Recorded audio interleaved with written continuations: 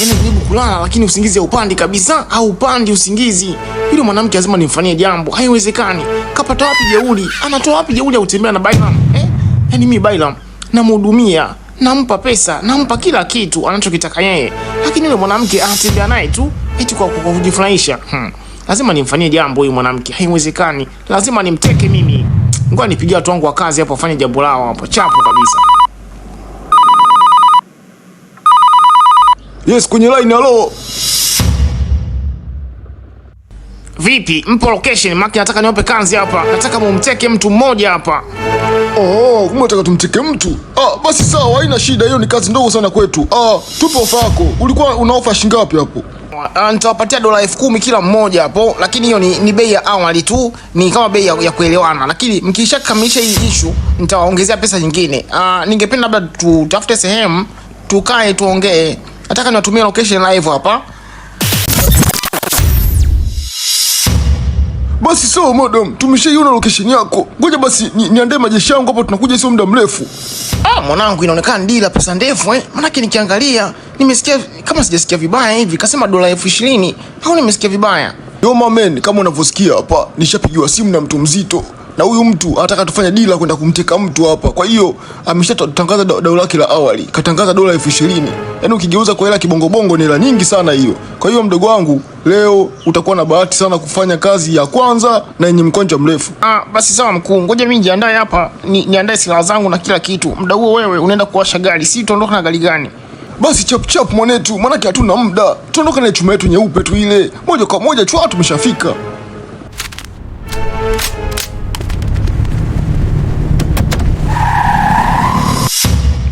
Alex, unajua muda umekwenda sasa hivi. Sasa hivi nenda saa 7. Lakini ukiangalia mwalimu mpaka sasa hivi hajaja na ni kipindi chake cha economics hiki. Mimi mwenyewe nashangaa. Ijue sasa hivi ni kipindi chake lakini mada mpaka sasa hivi hajaja. Yamkini labda kuna somo anaandaa, lakini najua hii mida ataingia. Sio muda mrefu atakuwa ameshakuja sasa hivi. Tuwe na uvumilivu tu. Maana hili somo ndo la muhimu sana kwenye mtandao wa end of semester. Lazima tuzingatie. Alex, sikia mwanangu. Madam akiniulizia mwambie na jana nilikuwepo. Manake kuna issue moja nimezingua mwanangu. Yaani sijui hata nionaje huyu madam huyu. Sawa, nitakuelezea baadaye rafiki yangu. Basi sawa mwanangu, sijali. Baadaye basi tuongea baada ya kipindi. Jamani, habarini za saa hizi. Samahani jamani kwa kuchelewa kidogo. Nilikuwa naandaa somo kwa ajili ya kuja kuwafundisha. Natumai mpo vizuri. Madam, tunaendelea vizuri tu. Sijui kwa upande wako. Niko vizuri japokuwa mafua kidogo yananisumbua kutokana na hii changamoto ya mvua zinazonyesha sasa hivi, lakini niko vizuri. Kwa tuko pamoja jamani.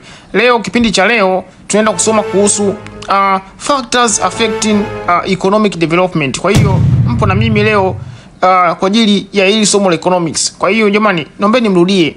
Semeni factors affecting economic development. Factors affecting economic development. Factors affecting economic development. Lakini madam, mbona kama hili somo ushakulifundisha? Hapana wewe, acha kwa na kelele. Mimi sijawahi kufundisha hilo somo. Labda kama masomo yanafanana tu. Hii ilikuwa ni factors hindering economic development. Hii ni factors affecting economic development. Kuna tofauti kati ya hindering na affecting. Kwa hiyo acha kwa na kelele wewe. Mimi ndio mwalimu, najua ninafundisha. Sawa?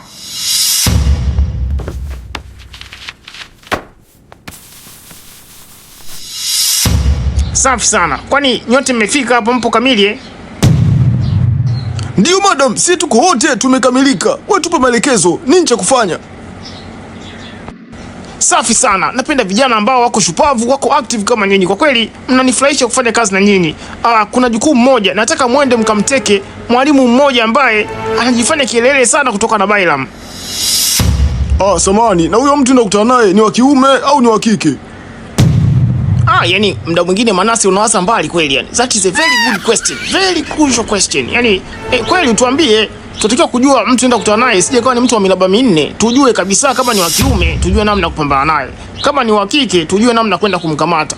Ni watoe hofu, sio jitu la kuogopeka kiasi kwamba lina miraba minne, hapana. Ni kagulo mmoja tu hivi, kabinti kamoja hivi, kama mwalimu kachuoni, kametokea kumpenda mpenzi wangu Bailam. Kwa hiyo nahitaji mwende mkamkamate, mumteke yule binti na mumlete hapa, sawa? Na mkiweza kufanikiwa kufanya hilo jukumu, mimi kwa kweli niliwaahidi kiasi cha pesa ambacho kilikuwa ni US dola 20,000. Na mnafahamu kabisa ukigeuza kwenye hela za madafu ni shilingi ngapi? Ni pesa nyingi sana. Kwa hiyo naombeni mfanye hiyo kazi mara moja. Anapatikana katika chuo kikuu cha ardhi pale. Muende mkamkamate yule mwalimu mkuu, mje naye mpaka hapa, na hakikisheni hakuna mtu yeyote ambaye atakayefuatilia nyuma. Msamani, nakuwa swali moja. Sasa tukifika pale chuoni tutajua kwamba mhusika wetu ambaye tunamtaka sisi ni yupi. Tunataka tuweze, au kama una picha yake walau tuweze kuona sura yake, itakuwa ni rahisi zaidi. Nitaka kusahau picha yake mimi niko nayo hapa. Kwa hiyo ningewaomba wote msogee hapa karibu niweze kuwaonesha. Naombeni mje muone huyo binti mwenyewe ambaye atakiwa kukamatwa na kutekwa na kuletwa hapa. Jamani, mjitahidi sana. Mkienda kumteka hakikisheni hakuna mtu anayewafuata kwa nyuma, sawa? Aya, sogeni nionyeshe picha yake.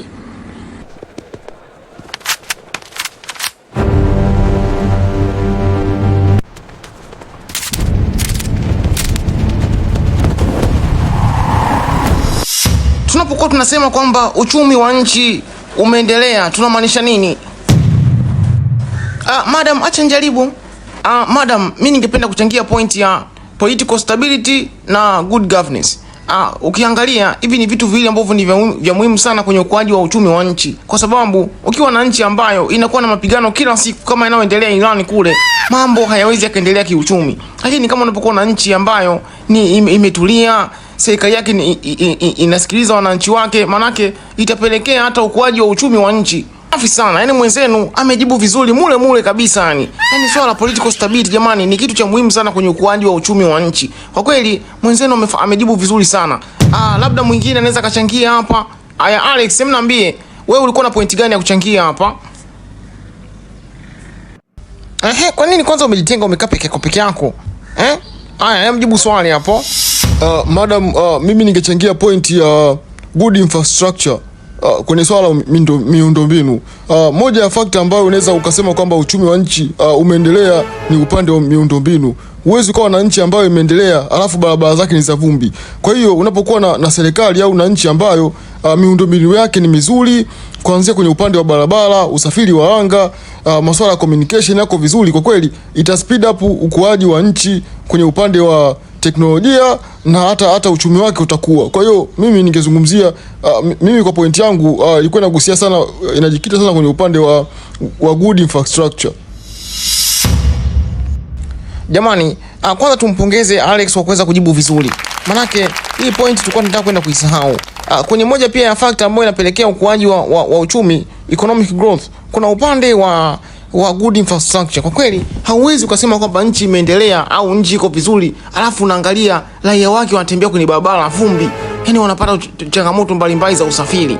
Kwa hiyo tunapokuwa na barabara nzuri, miundombinu mizuri, mashule, ukizungumzia masuala ya usafiri wa anga, usafiri hata wa njia za lami, yani kwa kweli ukiwa na miundombinu mizuri, manake hata process za uwekezaji kwenye nchi yako zinakuwa katika hali ya juu, na hii inapelekea ukuaji kwa kiwango cha juu kabisa wa uchumi katika nchi. Kwa kweli ni point ya msingi sana hii. Msisahau jamani kuiandika hii point, sawa